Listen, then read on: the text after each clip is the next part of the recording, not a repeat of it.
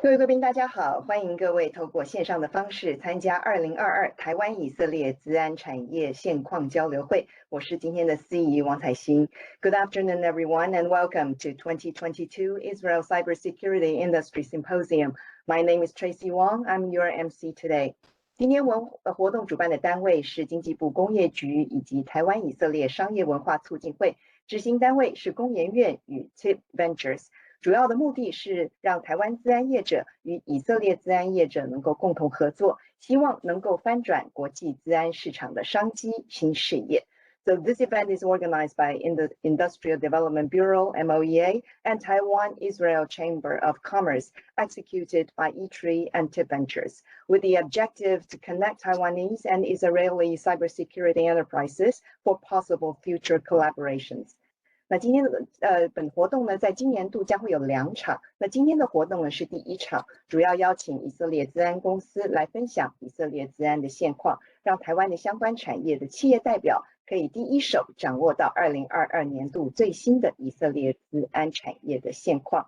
那第2场活动是预计在7月7号下午4点线上举行，将分享台湾资安现况给以色列的相关产业代表，希望呢能够借由增进双方的互相了解，那能够共同合作，进军东南亚以及欧美市场。So today we'll have Israeli companies to introduce the cybersecurity industry in Israel, and there will be another virtual event on July 7th, where Taiwanese representatives will share up-to-date information about cybersecurity industry in Taiwan. By boosting mutual understanding between Taiwan and Israel, it is hoped that alliances can be formed, and together we can explore the business opportunities in Southeast Asian and European markets.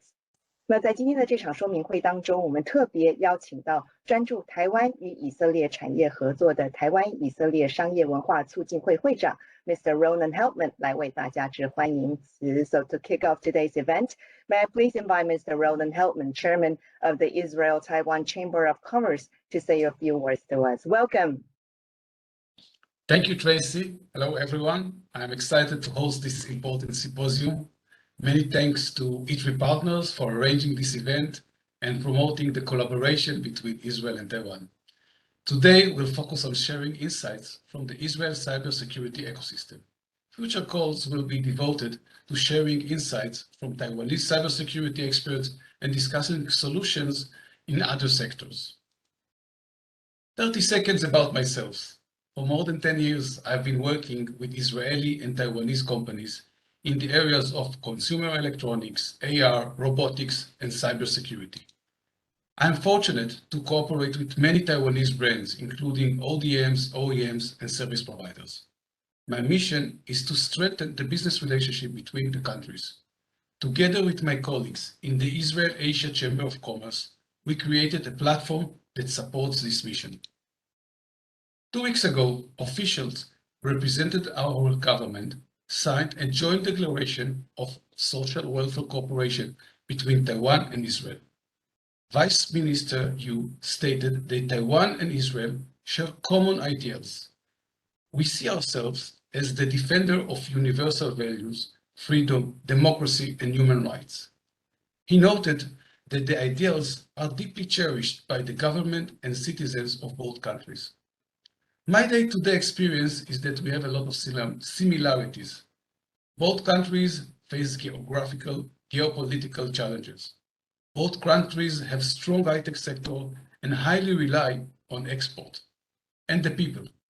The people in our countries are nice, smart, hardworking, and reliable. Today, we are not going to discuss welfare and other government-related cooperation, but we'll take the spirit of cooperation between the countries into the business relationship and innovation cooperation between Israel and Taiwan. Innovation exists in many industries. Today, we are going to talk about cybersecurity. You will soon hear from the speakers about their solutions and why Taiwan. Investing in Taiwan is not a trivial choice for Israeli startups that typically focus on the US market. I believe that one of the reasons they come to Taiwan is because they see that Taiwan is investing billions of dollars in promoting specific strategic sectors. Israeli and Taiwanese companies cooperate in IoT, data communication, information security, semiconductors, electrical vehicles, and other sectors. Israelis seize the local opportunity in Taiwan market and the global opportunity by cooperating with Taiwanese partners. I think that this is one of the reasons the Israeli entrepreneurs choose Taiwan. I guess we'll learn more about why Taiwan soon. Taiwan is one of the top targets of cyber attack in the world. Taiwan faces millions of cyber attacks every day. About half of these originate from China. Government agencies, energy companies, financial sectors, semiconductor companies were hit by attackers. In March last year, Acer was victim of a ransomware attack. A Russian group demanded Acer to pay $50 million. A month later, Quanta became the second target from the same criminal group. Then, after a few months, Compal and later Delta have been hit by a similar ransom attack. For Taiwanese companies, cybersecurity has always been a nice to have, until actual attack compels them to adopt a more serious approach. I witnessed the shift in the mindset every day. Cybersecurity is not a nice to have anymore. We see more and more Taiwanese companies investing resources in defending themselves against cyber attacks. But Taiwan is not alone. Unfortunately, Israel is ranked as being the most affected by cyber attack in the world. The attack may be state organized for political or military reasons, or hackers for criminal motivation. Education and research, government agencies, health institutions, and semiconductors are the most targeted sector in Israel and around the world. The good news is because of these attacks, we gain a lot of experience and we are better prepared than ever. Israeli and Taiwanese experts have valuable lessons that should be shared. This is a true partnership collaboration. Why Taiwan seeks help to combat cybersecurity? Why Taiwan seeks help, Israel help? This article was written by two Taiwanese ministers. Both the governments and the private sector should collaborate. Today, the Cybersecurity Symposium is focused on the private sector. Israeli venture capitalists, startups, and service providers will share their knowledge with the Taiwanese cyber expert and decision makers. Thank you very much. I hope we all enjoy. Tracy. Thank you, Ronan. 那我们今天的活动议程呢，主要是有2个部分。那第一个呢是以色列资安市场的现况与挑战，第二个是寻求台湾合作伙伴的以色列资安公司。So the first item on the agenda today is current situation and opportunities of Israeli cybersecurity industry, followed by the second part, innovative Israeli cyber companies seeking Taiwanese partners. 我们非常荣幸邀请到以色列台湾商会会长 Mr. Ronan Heltman 来为我们主持。So it is our pleasure to have Mr. Heltman as our moderator. Over to you, Ronan. Thank you, Tracy. Okay. So we will start with a broad view of the Israeli cybersecurity. Then we'll have 4 Israeli cyber companies that will share their vision. I invite Ofer Schreiber, senior partner and the head of Wild Venture, Israel. Wild Venture is an early-stage cybersecurity-focused venture capital. Earlier this month, YL announced its new $400 million fund, the largest seed fund ever raised for cybersecurity. Ofer, please. Thank you very much, Ronan, for the intro, and hello, everybody. It's a pleasure to be here. I'm going to share a slide. Okay.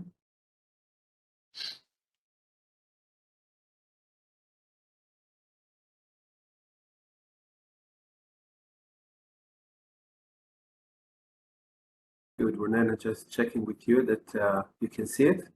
It's okay. Perfect.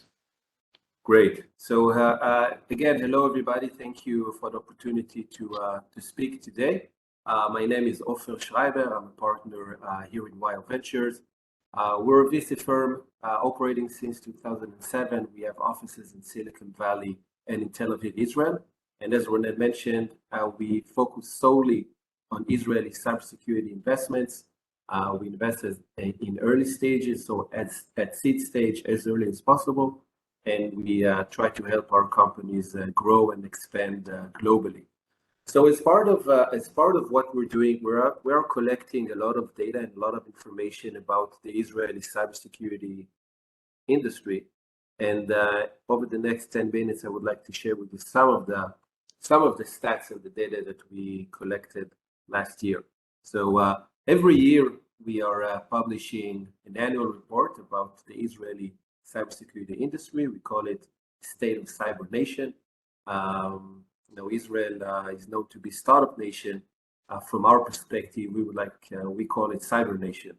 And as Ronen mentioned, and I'm sure that you know, Israel is considered probably one of the best places for cybersecurity innovation, cybersecurity talent, and of course cybersecurity companies.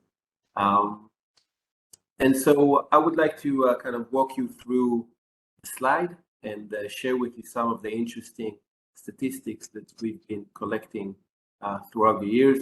I'm sure that they will provide great insights to the state of the Israeli cybersecurity ecosystem and the opportunities that it has.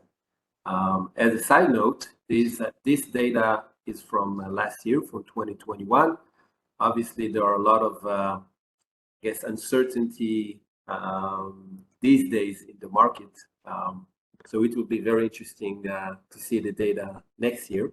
But 2021 was a peak year for Israeli cybersecurity. And we will see here from the data. So let's start from the top left corner. We are focusing on seed stage investments. So counterintuitively, the number of new cybersecurity companies that are being formed in Israel is not increasing. You can see that in 2018, for example, 66 new companies were born in Israel, and the numbers are not increasing. And actually, in 2021, there were 58 new cybersecurity companies being formed in Israel. I think there are several reasons for that, why we don't see an increase in the total number of startups. I think that the main reason is that the table stakes are just higher. It is more difficult to start a new cybersecurity company, and we see more experienced entrepreneurs. There's a lot more capital, a lot more competition in the world, in the cybersecurity world, globally.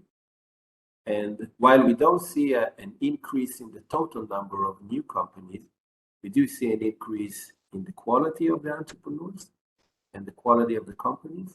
And we will get to that. I think that there are a few supporting data points for that. So moving from total number of new startups to average seed rounds. And as you can see here, a very sharp increase in the amount of capital that each startup is raising at the seed stage. So if a few years ago, only 3 years ago, the average seed round for an Israeli cybersecurity company was $3.6 million, in 2021, the average seed round was $7 million, twice as much over a period of 3 years. Again, there are several reasons for that. One of the main reasons is that it just became more expensive to start a new company. Salaries and so on increased quite significantly in the past few years. But I think that there is a deeper reason for that. I think that, as I mentioned before, the quality of entrepreneurs kept increasing over time. Everybody wants to build category-leading cybersecurity companies. And it takes a lot of capital to do that. And very ambitious entrepreneurs want to start as fast as possible from day one, and they raise more and more capital and progress and build their companies faster than before. So more ambitious entrepreneurs, more ambitious companies, growing more rapidly, trying to really become multi-billion-dollar, the next multi-billion-dollar company coming out of Israel. And you can see that the total amount of funding that the Israeli cybersecurity ecosystem is attracting has grown quite significantly. If you look a little bit below that, funding trends, you can see that in 2021 there were 135 funding rounds for Israeli cybersecurity companies, and this is across all stages from seed, A, B, growth, etc. And you can see that the total amount of capital that was poured to the Israeli cybersecurity ecosystem almost quadrupled. So in 2020, the total amount of capital that Israeli cybersecurity companies raised was $2.7 billion. In 2021, that number skyrocketed to $8.8 billion. An interesting observation is that the vast majority of that capital was invested by non-Israeli investors, mostly US-based venture firms. But as an Israeli, when you look at the strength of the local ecosystem and the ability to attract external capital, I think that the cybersecurity market really proved to be one of the cornerstones of the Israeli tech industry in general. So a lot of capital is being poured to the Israeli cybersecurity ecosystem, and Israeli companies are growing quite significantly. These days, I think that unicorns is almost like something that you don't want to mention, but in 2021, we've seen an increase in the number of unicorns in the Israeli cybersecurity ecosystem. The unicorn is a private company that is valued more than $1 billion. So comparing 2021 to 2020, so in 2020, there were 5 new unicorns being born in the Israeli cybersecurity ecosystem. And it took an average 5.2 years for a company to reach that unicorn status. Last year, 2021, 9 new unicorns were born. But I think the more interesting figure is that it took these companies on average 4 years to reach that status. So we see more and more billion-dollar valued companies in the Israeli cybersecurity world. And it takes these companies less time to reach that valuation. So I think it is tied up to what we've seen earlier about entrepreneurs are being much more aggressive from the early days, raising more capital, growing more rapidly, and in turn reaching very high valuations faster than before. It will be interesting to see what the next couple of years will bring. Obviously, a lot of uncertainty in the capital markets. Funding environment is changing. Some people saying that it's slowing down, freezing. But according to 2021, that was a really strong year for Israeli cybersecurity companies. And on the right side of the screen, we mentioned here a few examples. A few examples on the top of significant funding rounds.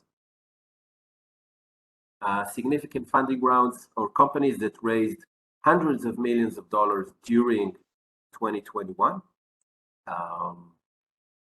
All of these companies are unicorns and above, so all of these companies are valued more than $1 billion.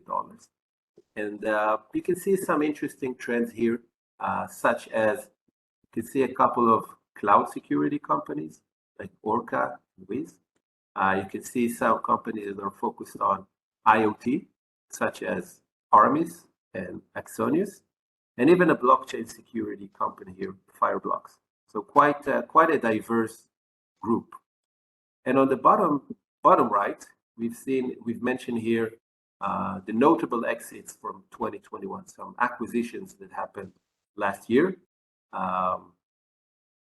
And again, we see here a group that is quite diverse. IoT security, you have 2 companies here, Medigate, which focused on medical devices security, and Vidu, which was more kind of a general IoT security company. So quite diverse also in terms of significant funding rounds and acquisitions. On the top and the bottom left side of the screen, we mentioned some hot categories within the cybersecurity world, and I think this is not a surprise. So, cloud security, application security, vulnerability management. These three areas were the key focus, both for entrepreneurs and for investors. And I think that in general, the cybersecurity industry always follows the big trends in the technological world, in the IT world. So as more and more companies migrate to the cloud, it makes sense that cloud security becomes very important in the security stack of large organizations. And in turn, you see a lot of entrepreneurs try to focus and innovate in that space. Application security is not surprising as well. More and more companies are becoming software companies. Developing software, developing applications become core competency and key differentiation for many companies, and as such, the right security measurements should be in place. And everything regarding vulnerability and risk management, I think that you will hear later today from some of the entrepreneurs. The attack surface of companies keeps increasing as companies are moving to the cloud, are becoming more and more connected, using IoT, mobile devices. Recently with work from home, remote access, the attack surface just keeps increasing and keeps changing over time. And so you need to manage all vulnerabilities, quantify risk, and take the right actions. And this is everything around that space. And the last field that we've seen a lot of interest is around data security and privacy. So this is, again, a hot topic as companies generate more and more data. They're collecting a lot of data of their users, and so they have to protect it in a more advanced way. Obviously, most hackers, especially the ones that are kind of commercially or financially driven, are after personal data they can monetize themselves. So organizations need to protect the data that they store, and of course, with an adjacent problem space is everything related to privacy. So regulations like the European GDPR and other privacy regulations that are taking place in almost any geography around the world, that requires organizations to pay attention to it and invest in the right technological stack in order to protect sensitive data and secure it and adhere to all those regulations. And the last thing that I would like to say about the Israeli cybersecurity ecosystem, you can see at the bottom statistics about funding trends in all stages, from seed to growth. And as I started my presentation, I said that Israeli cybersecurity entrepreneurs are stronger, more ambitious, want to build big companies. They're not looking for early exits. They're not interested in selling their companies. They are truly interested to build category-leading, multi-billion-dollar companies. And investors are trying to do the same. And that turns the Israeli ecosystem to be a bit polarized. So we see more and more capital being poured in early stages and in growth stages as well. Everybody wants to start strong and build big companies. And of course, if I'm trying to kind of think ahead what the next couple of years will bring, obviously not all companies will be successful. That's just the harsh truth of the startup world. So I think that what we are going to see in the Israeli cybersecurity ecosystem, we will see more unicorns, more multi-billion-dollar companies coming out of Israel, more than before, that's for sure. And in parallel, we will see some companies that will not be able to make it. That's just the reality.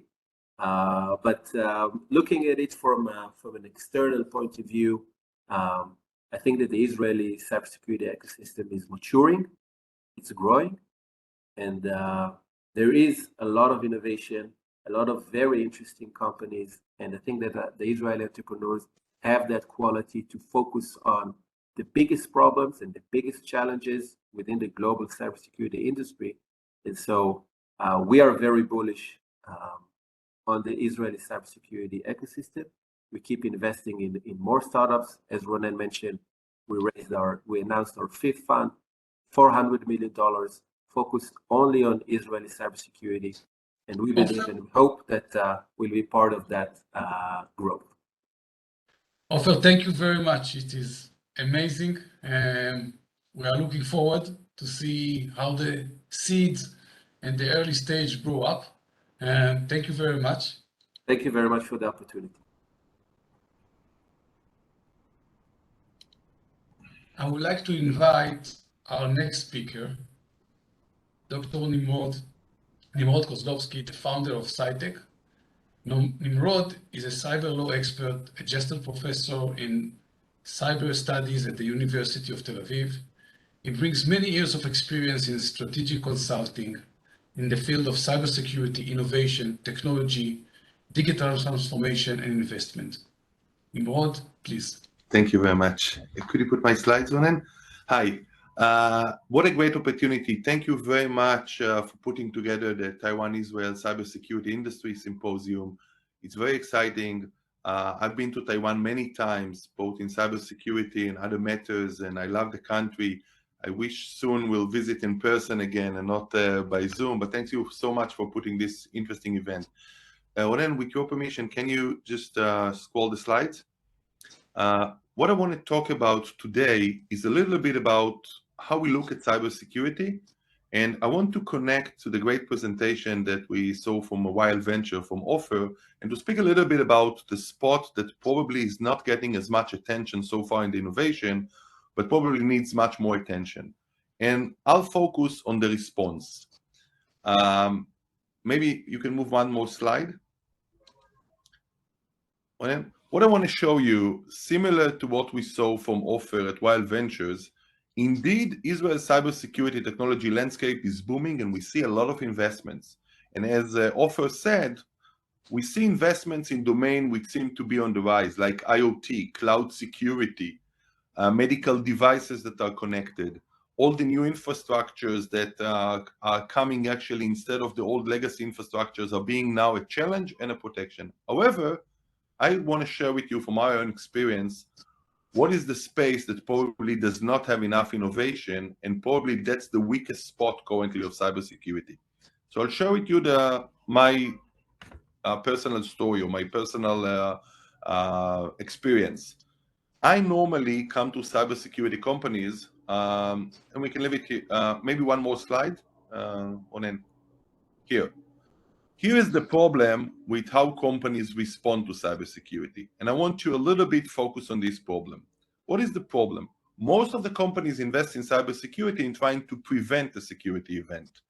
So a lot of the technologies, a lot of the innovation, and certainly a lot of the spending by venture capitals and also by companies is in trying to prevent the cybersecurity incident.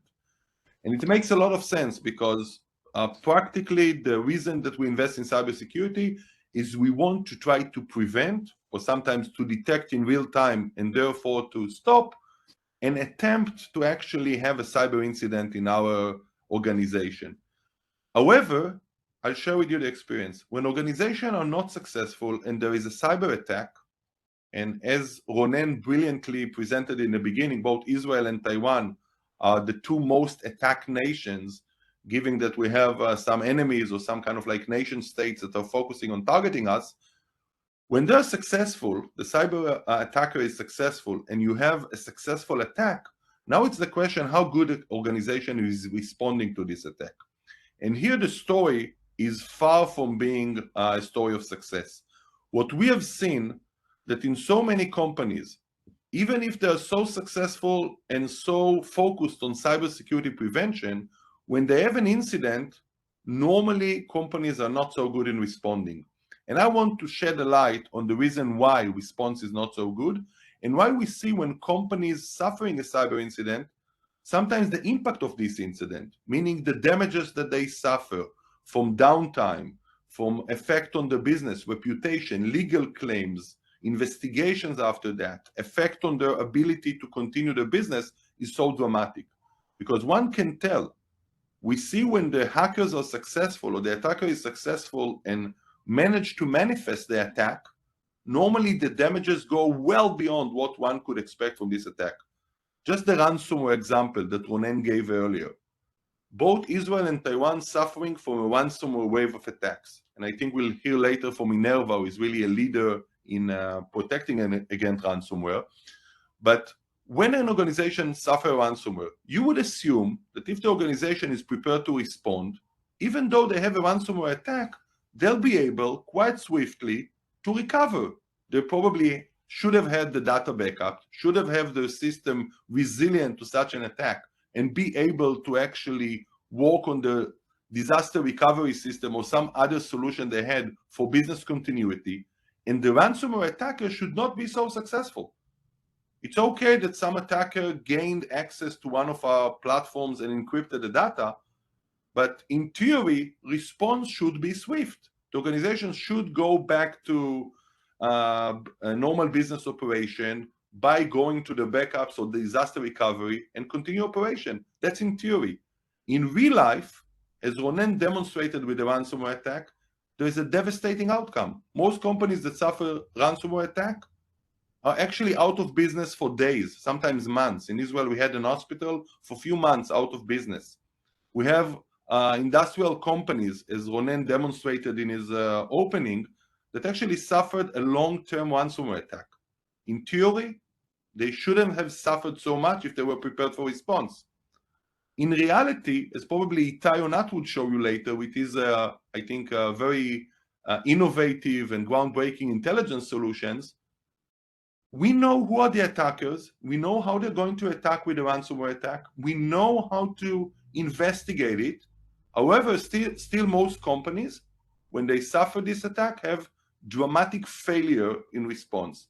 And the reason it's so, first of all, in most organizations, we believe that the CISO should be one to lead the response. And it's a wrong approach, because CISO is very well positioned to actually respond to the preparing with cybersecurity. But once you have the incident, let's say that you have a ransomware incident that actually took down your systems, most of the response is outside the technical domain of security. It's more in the investigative space. It's more actually in IT and resilience. It has much more to do actually with the ability to gain intelligence and to conduct forensic investigations. And unfortunately, most CISOs were not trained for this and are not equipped for this. So when the organization do suffer an attack, we see most organizations don't have a clear leadership who is going to lead this incident. Second, quite often the incident is not at my premises. Many of the attacks are supply chain attacks. Even if I'm very successful in preventing against an attack on my platforms, I'm not prepared to protect against an attack which someone else on my supply chain suffered, but I'm actually having the cyber incident now. Second, most incident response manuals focused on how to do the technical aspects, how to investigate it, how to get logs, how to analyze the incident. However, most of the damages in cyber incident are totally not technical. It's managerial issues, like how do I maintain my clients? How do I keep my reputation? How do I protect from legal claims? How do I actually activate the insurance? How do I work with investigative authorities? And the problem too often that when we focus too much on incident response in the technical side, all the managerial aspects, which is, by the way, the focus of our company, how you manage a cyber crisis, how you bring to the table the CEO, the COO, the legal, the PR person, the investigative person, how do you bring them to the table and analyze all these managerial aspects? quite often are not represented in the way that now we respond to an incident, which is too much technical tools. And another thing, most organizations, even if they have the technical tool to investigate or respond to an incident, still don't tackle so good how to make sure that your business processes are resilient at the time of an attack. It's a field that normally we call business continuity.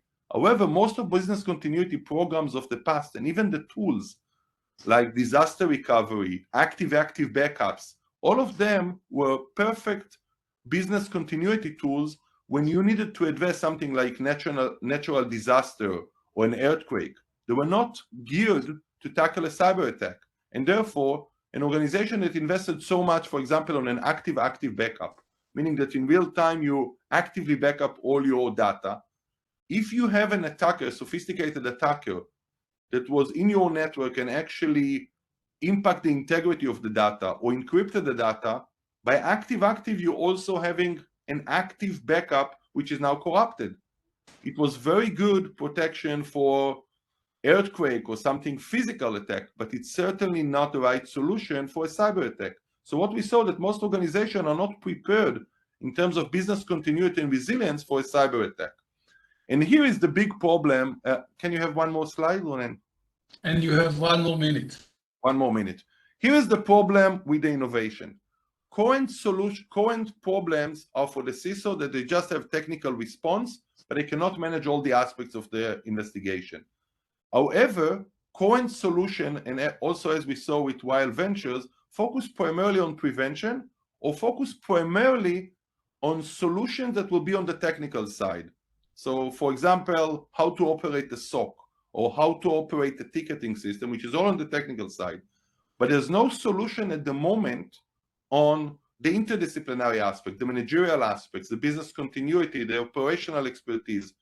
And the problem why so little investment is done in this realm is because it's hard to scale, it's not automated, and it's part of it's services based, and therefore investors are not going to this kind of solution. They prefer solutions you can automate and scale.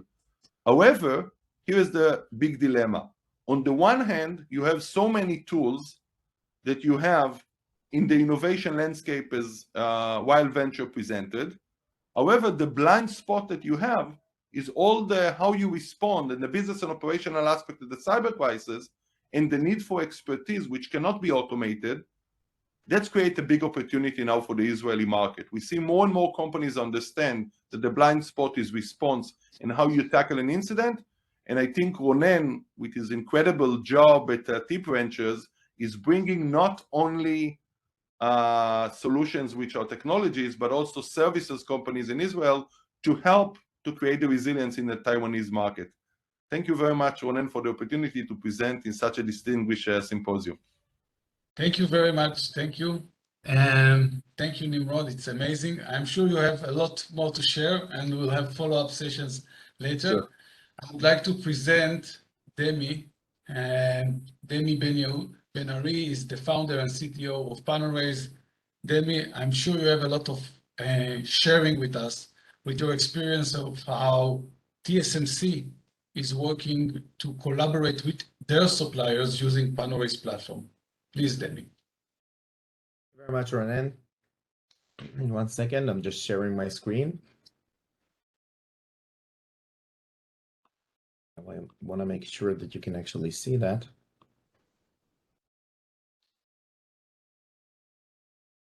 And for some reason, you can see it? Yes. Great. It's coming up. Now it's white, but... You can see it right now? No. No. Okay, let me try again. I think this is one of the hardest things that technology kind of does not let us do. Share screen. What about now? Now it's okay, please. Great, awesome. So thank you very much, everybody, and it's a pleasure to be here. My name is Demi Ben-Ari, as Ronen mentioned. I'm one of the co-founders and the CTO of PanelRaise. And I would like to tell a bit about the platform and what we do at PanelRaise and what problem we're solving as a company, and the great cooperation that we've had also with the Taiwanese market in general, with our partners. And also, as an example, we will take TSMC as a customer that we onboarded to the platform. So I would say that Ofer and Nimrod also mentioned a lot about processes that exist today between different kinds of corporations of security companies, and maybe also different kinds of products. And the supply chain aspect was mentioned because we're using a lot of different kinds of tools. And this actually introduces a lot of risk and a lot of security vulnerabilities that are introduced by our supply chain. You're also hearing that with a lot of use cases of third-party breaches that impact really large organizations in the world. And also, they don't need any specific access to internal platforms because a lot of that, because of the cloud adoption, are SaaS services. And you're hearing that seriously every week. More than 60% of organizations in the world today actually admit that they had some kind of third-party breach in the last 5 or 3 years. And a lot of organizations mentioned that they have more than, or I would say around 200 plus vendors or third parties that they're engaging with. And a lot of regulations, data privacy regulations were mentioned, and a lot of cybersecurity frameworks also were mentioned. All of them actually mandate and tell you that you need to protect your supply chain and different kinds of third-party relationships that you have. And most of the processes until today to actually cover that and lower risk were managed a lot by manual tools, manual security questionnaires, time consuming, really expensive, do not scale, and are one-off in the manner of doing an assessment process. There are the security rating services also, external engines that evaluate the security posture of any organizations. And sometimes people actually claim a lot about the false positive rate in these types of tools. Panorama is actually created, and this is again the platform and the services that we're providing as a company, of creating a 360-degree assessment process with all of your third-party relationships. And when I'm saying third parties, it can mean a lot of things. It can be different kinds of use cases. Vendors is one of them. It can be different kinds of business partners that have credentials to our own internal organization. It can be subsidiary companies, and also with M&A purposes. We have customers ranging from all of these various use cases. But eventually, the tools, the building blocks of this process is something that we've incorporated together in a single platform. And you don't have to buy 3 or even sometimes 4 different platforms to have a process.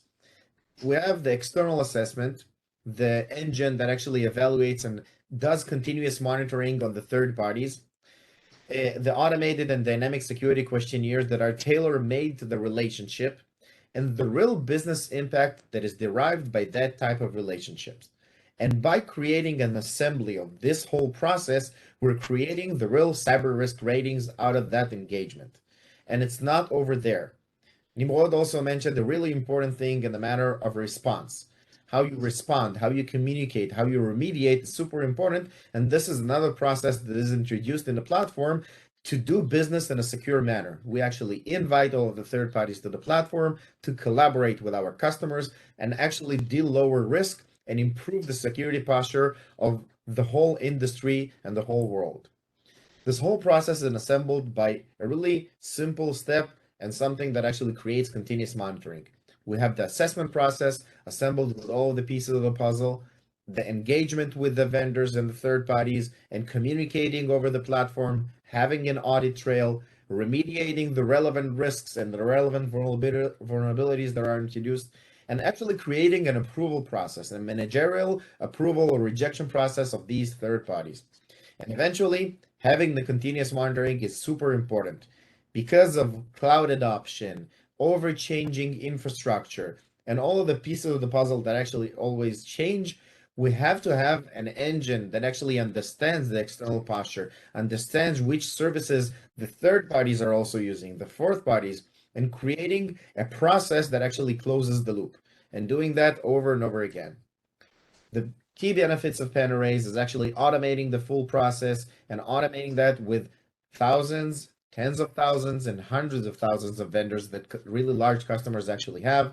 creating rapid evaluations, and doing things in a secure manner, integrating with different kinds of solutions. And Ofer mentioned that really amazingly of the ecosystem that is being created right now in the cybersecurity industry. So we're also integrating with adjacent worlds like the worlds of GRC, like the world of data mapping, and again, different kinds of tools of identifying shadow IT also.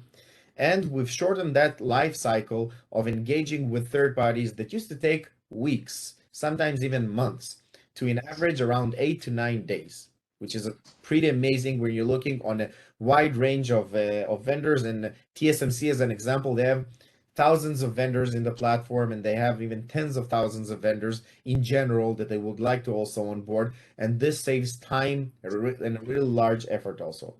And of course, like I mentioned, key factor in cybersecurity is communication, and we want to incorporate that whole process with full collaboration with your vendors in the platform. And again, mentions in Gartner, Forrester, and all sorts of even like social media manners, people understand that this is a problem. And this is something that people need to tackle because the attacks today are being really, really sophisticated. And the supply chain attacks that are being mentioned, you can mention SolarWinds, Kaseya, but even hacks like Okta, which is a really common cybersecurity tool. They were breached, Okta was breached by one of their service providers that provide customer success, and they caused an impact on all of their customer base, which is amazing. And you know how many security people actually installed Okta as an IDP. And I want to focus on the who has the problem. And we mentioned the cooperation that we've had also in the Taiwanese market. And I'll take the example of TSMC, but we have many more customers in that aspect because it's a really large company and we provide the services and we know the benefits of the platform. But with the help of iSecurity and also of Tip Ventures as partners and great partners also in Taiwan, we've managed to actually successfully present the platform, present the benefits of the system and the technology, communicate with the customer, with the partner being the face in front of the customer. And you know how rigorous the processes are usually when you're evaluating a tool, and especially a technology tool. And we have been able to overcome all of these challenges together and really try to show the customer the value of the platform. And we signed a long-term deal. It was a process. It was an educational process of showing them the platform and actually adopting that. And we've managed to onboard a customer in the size of TSMC. Renan, correct me if I'm wrong, it was like around 2 weeks, okay? Which is again quite unheard of when you're looking on a really large enterprise adopting any technology. And I wanted to show you this slide because basically every industry has the problem of third-party security and supply chain security. And it's not a tool that is focused on one thing, but it can give a lot of benefit for multiple types of industries. And this is really only a select few of our customers actually leveraging the abilities and improving their security posture. And with that, I think I will finish. Thank you very much. And if you have any other questions, you can send me an email. Thank you very much, Demi. Amazing. It's great to see so many both Japanese and Taiwanese logos in this slide. Our next speaker is going to be Eyal from Minerva Lab. Eyal, please, you have a very bold statement in your presentation. Never pay ransom again. So we are all anxious to see how we can do it. Please, Eyal. So Ronen, thank you so much for the opportunity and for organizing this symposium. I would like to thank the other speakers as well, Ofer, Nimrod, and Demi, for the great presentations and very relevant presentations, of course, to this in these times. So I would like to start with a short story before we dig into what we do and how we do it. About 3 months ago, on a Monday, 6 p.m. Israeli time, I got a phone call from one of our partners in the US. He said, Eyal, we need your help. I have a friend that got ransomware. After we had a quick conversation with the friend, apparently it was one of the companies that is responsible on the telecommunication infrastructure between the US and Europe. We understood that they had a ransomware attack, and once they tried to recover from backup, guess what? Every time they recover, everything was encrypted again. And they were in this process for about 12 hours until they called us. We told them, okay, let's deploy Minerva and let's help you get back on track. Now, I don't know if you are familiar with the statistics, but statistics indicates, and Nimrod talked about it a little bit on the real life experience, that in order to recover from a ransomware attack, the statistics says that it's about 22 days to recover from an attack. We were able to deploy Minerva in a matter of a few hours in this organization, and they were back on track in less than 36 hours. Now, what Minerva does, we are the first solution in the world that truly mitigates the risk and is able to prevent ransomware. And we coexist with any other endpoint solution. Basically what we do, we close the gap on everything that is able to bypass existing solutions and hit companies. Now let's see how a ransomware attack looks from the organization side, right? They got the encryption, the scary message, oh my God, I got encrypted. And they say, okay, today I had a ransomware attack. But is it really today that they got the ransomware attack? When we look at the attack chain, obviously we can go in deeper to every step, but generally speaking, we see that there is the target research by the bad actor. We see that there is the initial access stage. Then we move to the spread within the network, right? The malware moves from one service to the other within the customers, within the network itself. Today, we also see that the ransomware steals the data in order to get better chances to get the ransom amount. Then we have the encryption and obviously the recovery. Now, the damage level is obvious. When you get to the encryption and recovery, this is the reputation of the customer. This is where the customer needs to shut off all the systems and actually cannot work. Now, in terms of timeline, as I mentioned, the customer thinks, or at least this is how it looks, that this is day one of the attack and the recovery is day 22 and on. But actually, the attack started 6 months before with these steps that the customer, in most of the cases when it's a successful attack, as we see, doesn't even know about them. And the most crucial step in the attack is the spread. Because if you will be able to stop a ransomware attack and one computer got compromised, you just bring a new one. But if the attacker or the ransomware was able to get 60% foothold, this is where the problems begin. Now, in today's world, the focus of solution that exists today, the EDR type of solution, detection-based solutions, are focused mainly on these parts, trying to identify the movement in the network or to stop the encryption after the fact, after something started, and so on. And actually, Minerva focus on all these steps. So we have created a solution that is based on 9 patents, 7 of them are granted, and we are able to prevent the attack at the beachhead stage. And we do the same for the last 7 years, and actually, none of our customers have never paid ransom. Today, Minerva have more than 1,000 customers around the world, and we are very proud of the ability to be able to prevent things that the world doesn't even know about. We prevent the unknown type of malwares, the one that try to hide themselves from existing attacks. So for example, as Demi mentioned, we had SolarWinds, Kaseya, and so on. So for example, the SolarWinds attack was prevented by Minerva 4 months before FireEye published the report, and the Kaseya event as well. Why now? Why ransomware is so important now? So ransomware target business threat, as you know, Taiwan, similarly to Israel, is a huge target, both politically and so on. So we see a huge increase in the cyber attacks. In 2021, on average, every 11 seconds, there was a ransomware attack. The damage was huge financially wise. Of course, the business downtime that we talked about, time to detect and contain a breach, just going higher and higher every year. The bad actors are improving in the way that they hide themselves from existing security solutions. And obviously the war in Europe doesn't help anyone, right? So more ransom gangs are appearing and generate cryptocurrency income in order to help Russia to handle this. And of course, there's no pure and dedicated anti-ransomware, a solution that everything it does is just to prevent ransomware out there in the world. Minerva in Taiwan. So we understand that the market is driven by partners. We understand there's a big issue and a big concern with ransomware.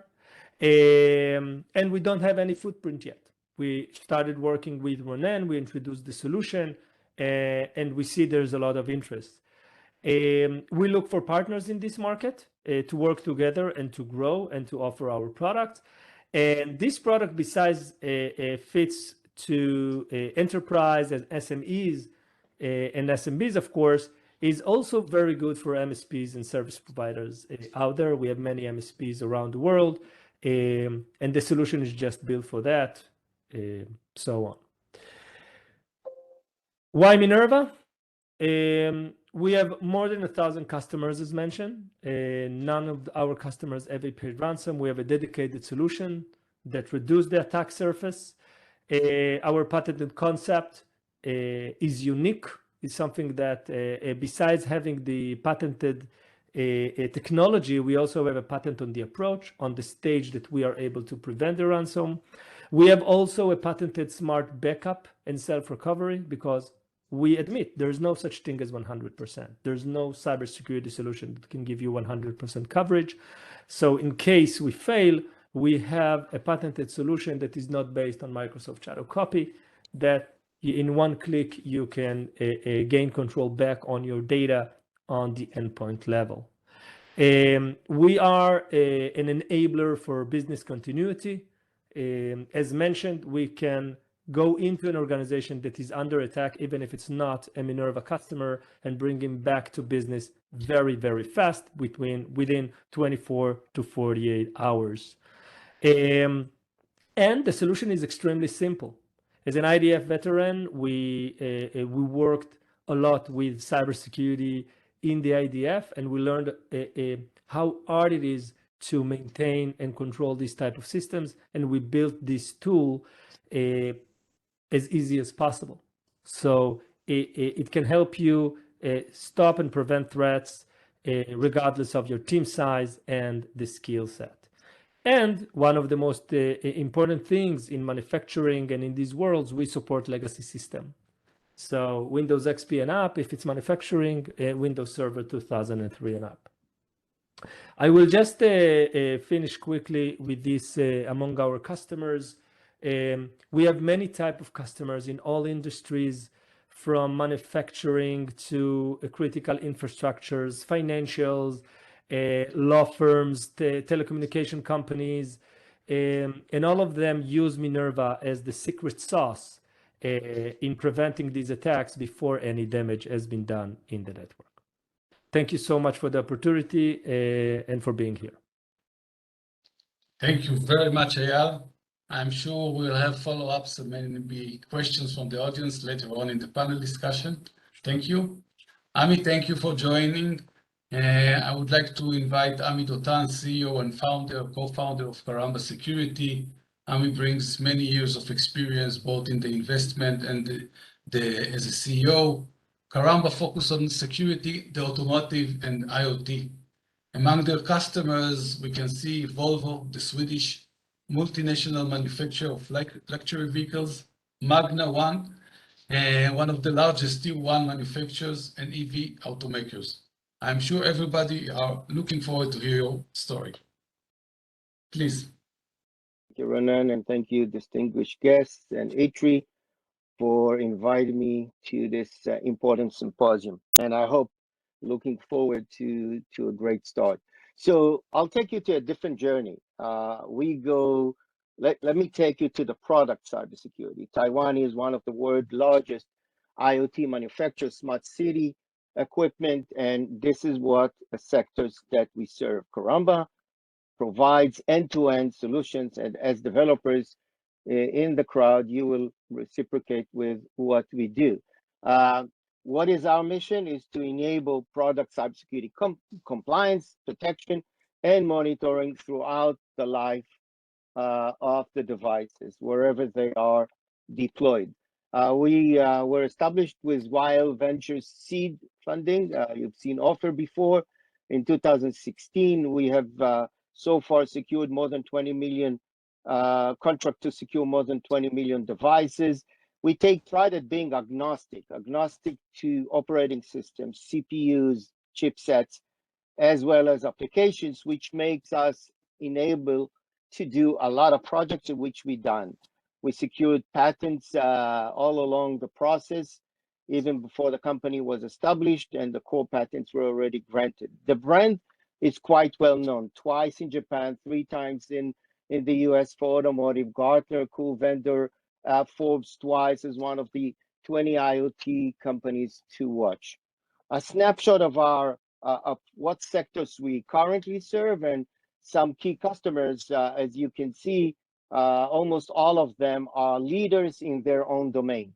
We started with automotive, as Ronen mentioned, but we are more and more focused on EVs, electric vehicle platforms, and their ecosystem with renewable energy. So you can see here companies like VinFast, who is not only a customer, but also an investor in Karamba, Canoe, Nikola, the EV truck company, Stellantis, former FCA, Volvo Cars, Volvo Trucks, Paytech from China, and you can read it for yourself. The reciprocating, as I mentioned, is the renewable energy. So SolarEdge is a very large customer of ours, more than 1.5 million devices secured and monitored all over the world. AP System is a microinverter company from China and California, ChargePoint charging stations. And then you'll see why we also serve the edge devices. So HP announced 2 months ago, not yet announced, but already started deploying secured printers, business printers. Samsung is a customer, channel, and an investor in Karamba. Hitachi is a customer, Stanley and Zebra. So what drives the market? Why is there a need for product cybersecurity regulation? It's no longer a ransomware attack, and no offense, guys, on the enterprise side. This is a requirement. The regulators have noticed that the endpoint devices, the products themselves, do serve a conduit to hackers to penetrate into organizations. So and you can see it's very recent, very fresh. So the 2 standards on the EV and automotive connected vehicle were ratified in summer last year. And from June, next month, whoever wants to sell a car in the European Union region needs to show compliance with cybersecurity on platforms, on smart mobile mobility platforms. Sunspec is in the making, mostly protecting the inverters. And this is what we do with at least 2 customers. There is for medical, we are not there yet. IC, industrial control, and NIST, federal government and agencies do not allow connecting any devices that are edge devices that are not connected. Similarly, you've seen HP, Zebra, and others. So what is that we offer to customers? We start with the basic product itself, and we go all along to the cloud for future analysis and monitoring. And it starts with design. We do the threat analysis, risk assessment, pen testing, code review, and then binary analysis, allowing with one of our products, allowing R&D people to scan and rescan and get recommendation what to fix before anything is even reaches the deployment stage. Once deployed, there is a protection, and I'll tell you a secret, what's common to the IoT devices. They are all single-purpose machines. This is why we could serve different applications. If it's an ECU in the car, if it's a printer, if it's a solar inverter, they all have one thing in common. Their code is not supposed to be changed by the end customer. So end user cannot change, and we eliminate the possibility to change the code or introduce unauthorized changes to the code. Once there is an authorized change, there are ways to authenticate that, then our software, which is embedded in during the build, will detect the authorized change and reseal it to protect it against threats post code review. So vCode, that's the tool that R&D people are using. This is a number of scans where the first thing they get, and everybody was talking, or at least I've heard some, talking about supply chain. It's the same when you talk about product. Developers are very focused on applications. They get the operating system, they get libraries, open source, whatever they download, but they have no clue, nothing about cybersecurity vulnerabilities introduced through the supply chain. So this is a recommendation engine, and they can keep on scanning and know what CVEs are in libraries, what unsecured binaries are still out there, and keep on improving to the point that they can eliminate the number of vulnerabilities. The next thing is introduce the runtime integrity, the sealing, quote unquote, of the binaries. And by the way, we don't need a source code. So we talk about, there were discussions here about automation. Absolutely. Our software integrates itself automatically, hands-free. R&D people don't need to understand cybersecurity. Agnostic, as we discussed before, and I'll show you some examples, and negligible performance overhead. The reason being, all those IoT devices have limited computing resources and memory, and we needed to feed to legacy generations and other limitations, and we did all that.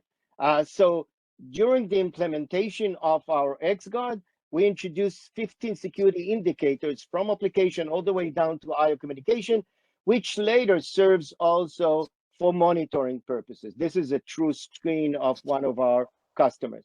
The middleware. So how do we do that? How do we become agnostic? And this is the unique middleware, the IP we've developed. And you can pick and choose. It doesn't matter what the application is, what in the automotive, what in the edge devices, the chipset, most chipsets in the IoT space are already covered, and operating system. The next thing we are working now this year is on AutoSAR. So basically, there is no limitation for our software to be integrated into a product.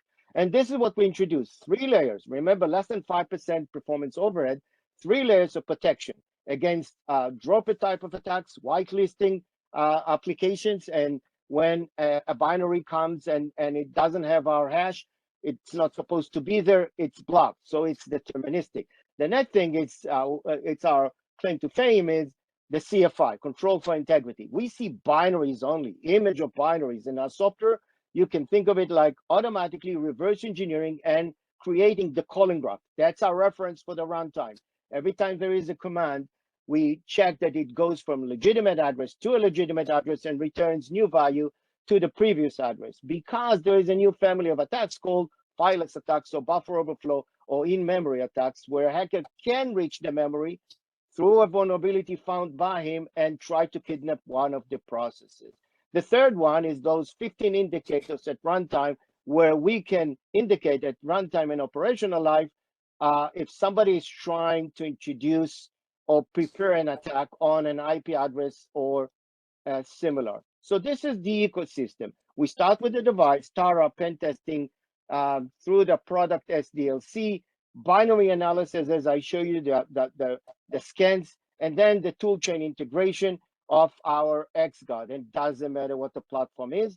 And at the end of the day, it's everything in the cloud assessed. And now we're going for the vulnerability management system, because it also is required by the regulation, where you have things, products that are deployed for many years out there in different facilities, and then there is a new information coming about new CVEs, bug bounties, etc. How do you relate that to your environment and to your subcontractors? Use cases, maybe that will kind of make it clear to you. So SolarEdge is a customer, 1.5. This is keeps on updating with thousands by the week. So 1.5 million devices currently secured and monitored. AP system followed suit with first with vCode, our binary analysis tool, and now XGuard. In the automotive, Alps Alpine have been our first customer in the automotive, protecting infotainment, high-end infotainment systems. Hitachi, high-end surveillance cameras. HP, that's from 2 months ago, in their website, and see how they differentiate themselves from the rest. The world's most secure printing. The team is great. I keep on learning from all of my partners. Two from the IDF 8200 and embedded cybersecurity, and Checkpoint. David, a serial entrepreneur, whom I have known from my VC days and even before. CFO, with me many years from my funds days, and COO, Amir, who was a product manager at ArcSight for 9 years. Thank you very much. I hope I wasn't too fast. You were very, very fast, and thank you very much. You told me, you promised that you can do it within 8 minutes, and we extended another 2. So definitely there is a lot to learn, and I'm sure I welcome everyone to ask questions.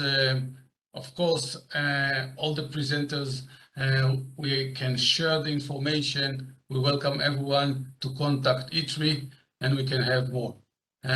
Thank you. Our next speaker is Itai Yonat. Is the CEO of 9500 Group. Itai is an expert in analyzing and defending cyber influence and disinformation campaigns. This is a fascinating niche that is important both for government and brands in the private sector. Itai, please. Thank you, Ronen. How much time do I have? You have the whole 10 minutes. Whole 10 minutes. Okay, so I put the timer and I've started. And I'll start with sharing the presentation, of course. Okay, do you see the screen? It's coming up. It is. Just put in presentation mode and it's great. Thank you. So a few seconds about this 9500 group. It's an alliance of 9 companies. My company is Intercept 9500.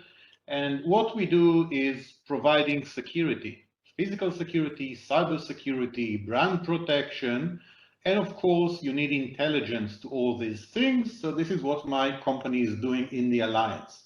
We provide the cyber threat intelligence, we provide the physical security related intelligence, we provide the influence security intelligence, and the business intelligence. So we are in a way an intelligence company, but we're not James Bond. All we do is just web intelligence. So that's briefly about us, and I'll jump to this most complicated issue, huge headache, and something that is very, very difficult to digest. And why is that? Because hostile influence campaigns, those campaigns that attack your reputation or working on the perception of the clients and the business partners, are in the realm of what we call FA, fear, uncertainty, and doubt. And for that, they have basically 2 tools. One is cyber attacks, and the other one is the influence campaign in social media, rumors, disinformation, fake news, etc., etc. That you in Taiwan are highly familiar with this. So when you do cyber influence security, you need to watch both realms. You need to watch cyber security, and you need to watch the disinformation, reputation related information, and then combine them in what we call cyfluence, cyber influence security. So basically you need someone to do sense making. And in a minute, I'll give an example. What do I mean by combining? Okay, so each and every company, they have the PR team, reputation management capabilities. I think that everyone has today cybersecurity. This is not new. What I'm talking now is about combining both units, which in an organization are traditionally or typically different places under 2 different VPs, in a way to combine them, or at least allow them to work together and think together. So you don't just have the headache of ransomware and IoT and moving to the cloud and all the conversation that we had up until now. Unfortunately, I'm adding to your headache another issue, the realm of influence. So I'll just show you two pictures, an example of a research we've done for the Japanese company Dentsu. I think you're familiar with the name. If not, you can search and see it. And what you see in this nice picture in green, that's an influencer. That's a guy who sends messages, who tweets, okay? In our language, he injects the information. And the red are the retweets, and you see a cloud around him. This can be, for example, Elon Musk, okay? He tweets a lot, that's the green, looks like a small sun, and he has so many followers that retweets him, that's in red. But in our investigation, it's not Elon Musk, it's a threat actor attacking Dentsu. And how do I know this? Second picture, we had an analysis of these followers. What you see here now, the yellow and the blue is following and followers. Who is following who?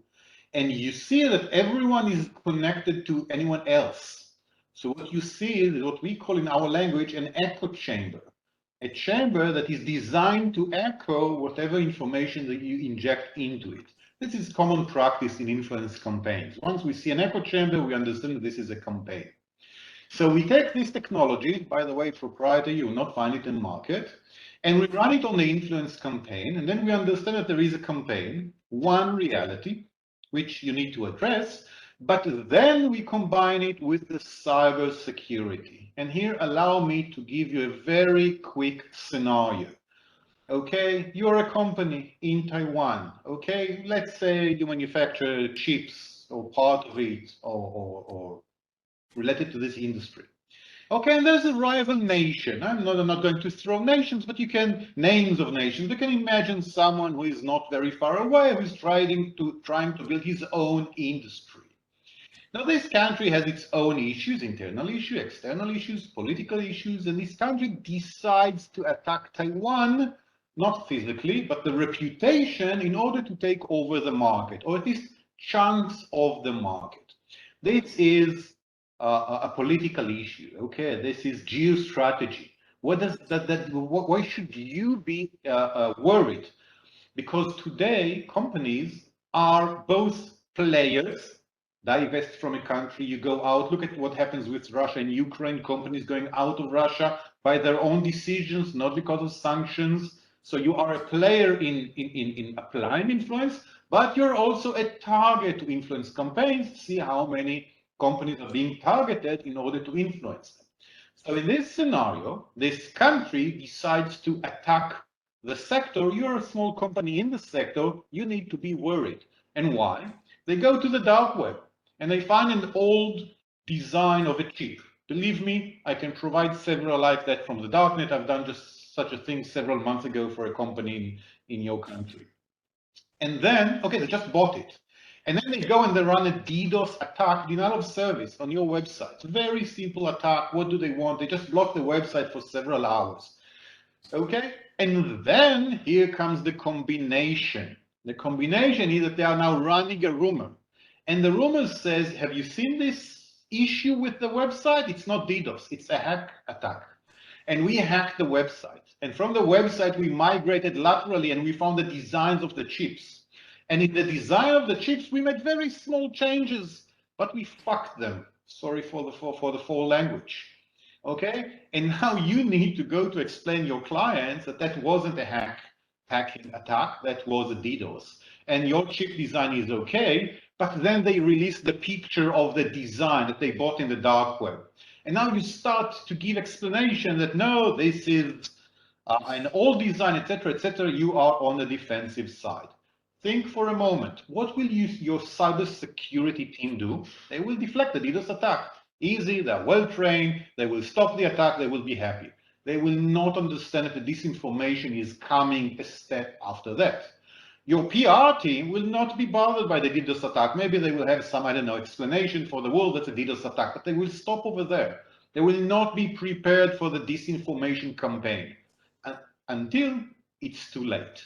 Okay, so this is the realm where we come into the story. We train the teams, or we do the work ourselves as a service, and we look at geopolitics, at strategy, and we apply it on a company. And unfortunately, What we have learned from the war in Ukraine is that a private sector company, medium size, large size for sure, cannot disregard these issues. You must take it into consideration and embed it in your plans. I'll give you one example that is not written over here. With Toyota, we've done some work on Toyota. Toyota understood the war, decided to get out of Russia. Getting out of Russia, they were being attacked, cyber attack on the manufacturing line, Russian hackers, as a retaliation, because if you leave Russia, they want to revenge and make you an example. One thing. And on the other side, they didn't communicate very well, so the Ukrainians missed the point that Toyota went out of the Russian market, and they started to attack Toyota reputationally, demanding Toyota will leave the Russian market, which they've already done. Okay, so Toyota were clever to understand the situation and react, but they didn't react very well, which cost them a lot. I'm not going to dive into it, but what I'm trying to suggest here, if you look at the war in Ukraine, at the Russia, at the Ukraine, at the world, you look at your situation in China. I'm not going to talk about China. One leader now is going to be elected a third time. Housing situation, you understand the situation. I'm not going to talk about Taiwan, want to become a country, independent one. I'm not going to talk about that. What I suggest, there are vectors here where you are going to be targeted.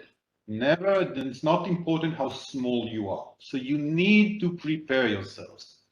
So what are we asking as this group or as Intelsat, my company? Two things. One, to provide service in Taiwan. We need we need some partner to do this for us, work in your market. This is one thing that we are looking for. The other thing, we have the capability now to develop a technology to do most of the work automatically. In today's world, where the financial situation, the markets are being drained, that's much more complicated. So we'll be very happy to find a partner to try to develop such a piece of software. That's about it. Ronen, back to you. Thank you very much. Thank you. I see it's amazing, and I hope we find partners that also feel the same as I feel about this amazing technology and know-how that you have in understanding this sci-fluence, cyber and influence combined. I invite now the speakers to answer the questions. We already have some questions from the audience. Tracy? Yes. Yeah, yes, Okay. we have received some of the questions, and let me see where the, okay. So here we are. The first question is from Dr. Lin. Curiously, what is the current success ratio for the seed-funded security startups and the reasons behind the ratio? Okay. So this question, I think the best is for Ofer to answer, but unfortunately he already left. We will take it and ask him. I think the question that is very relevant is, there are two questions that are very relevant is about how is the go-to-market internationally. And Ami, would you like to take, do you see the questions in the chat, Ami? Let me see. Can you direct me to the one? The question is to explain the go-to-market strategy outside of Israel. So most of our market obviously is out of Israel. The manufacturers, the edge devices, the EV platforms are all out of Israel. We have a case where SolarEdge is an Israeli company, but the rest were out of Israel. So strategy is we have our own people, and we use also channels and partners. In the Far East, we and fortunately we know Ronen and Itri, which we hope to work with in Taiwan. We don't have any initial sales in Taiwan, but we do have channels like Samsung in Korea, Asgent in Japan, and in China we work with two groups. So it's kind of combination. in any ways, we always like to have although the implementation is automatic, and we send our software and there is no production at Karamba, but we still want to have people on the ground, and that's our plan post-funding to expand into the Far East. So it's not a direct sales in the sense that it has to be a direct sale. Channels is fine. Okay, thank you. I think that since, as I said in my presentation, we share the same story, Israelis and Taiwanese, we always look to export. So the questions come from people in Taiwan, how they can export internationally and learn from us. And the next question is for Demi and Eyal regarding how companies or our enterprise purchase your device. What's the process to use it? Is it done before, after, during the attack? Demi, please. So if I may start, Demi, if it's fine. Okay. So actually the Minerva product is both, right? So if we talk with the customer while he's planning his budget for the next year, so the customer can purchase the product based on annual subscription using our partners. Basically in Taiwan, we'll work only with partners. Around the world, we have both distribution and direct partners. And the customer, if it's in the middle of an incident response event, during an attack, so obviously we have this specific special service of emergency professional services where we both implement the solution, sell the solution, and provide help to the IR team on the prospect side. Okay, Demi? Demi, I think that you are muted. I'll answer in the manner of implementation of our solution, first of all, because it's a SaaS solution. You don't need to install anything. It's not like probes and agents that you install in the network. So it's pretty easy to actually achieve that. And you can literally implement that in any way. Specifically in Taiwan, we're working again with partners. We're working with iSecurity. And globally, we have both direct and also partner sales. And in the manner of when, it really depends. We have everything. We have from the regular implementation of a security program, which you prepare yourself, and we also meant on every regulation that actually mandates that you need to do preparation. But also when something happens, and Nimrod talked about it, how you respond, which is crucial also, because right now you have a mapping of all of your third parties, and there are teams, even SOC teams, that sometimes have incident response playbooks around it, and how you respond to a third-party breach. So right now, there is a SaaS solution that seriously, with a click of a button, you can have an understanding and direct communication with the vendor that gets breached. And because it's easy to implement, we had a few occurrences of having a third-party breach, understanding the board understands that they need to create a tool and a process, and they implement a process. So everything, basically. Okay, thank you very much. Tracy and the respectable audience, thank you very much. We have 2 minutes left, so I think it's time to wrap up. Thank you, everyone. I really enjoyed, I learned a lot from the speakers. I look forward to continue doing business with you and our partners in Taiwan. Thank you, everyone. Tracy, please, the floor is yours and the E3 team to sum up the meeting. All right. Thank you, Mr. Ronan Heltman and all the company representatives. 我们非常感谢 Mr. Ronan Heltman 还有所有公司的代表。那我们今天呢，经过时间的关系呢，我们的这个活动呢，大概就到这边要告一段落了。那当然，我们收到了非常多的问题，那么我们的这个工研院的团队呢，也会把这些问题收集起来，那也会协助联系讲师来帮忙回答。那我们再次感谢大家的参与。That concludes the event today. Thank you very much for your generous participation. And if you have any questions, please feel free to contact the E3 team. The E3 team will help to contact the speakers and to help answer your question. Once again, we thank you and all the participants and Mr. Heltman. Thank you very much for sharing the session. We wish you a pleasant day. Thank you. Bye-bye. Thank you. Bye. Thank you. Pleasure being here. Bye. Thank you. Thank you.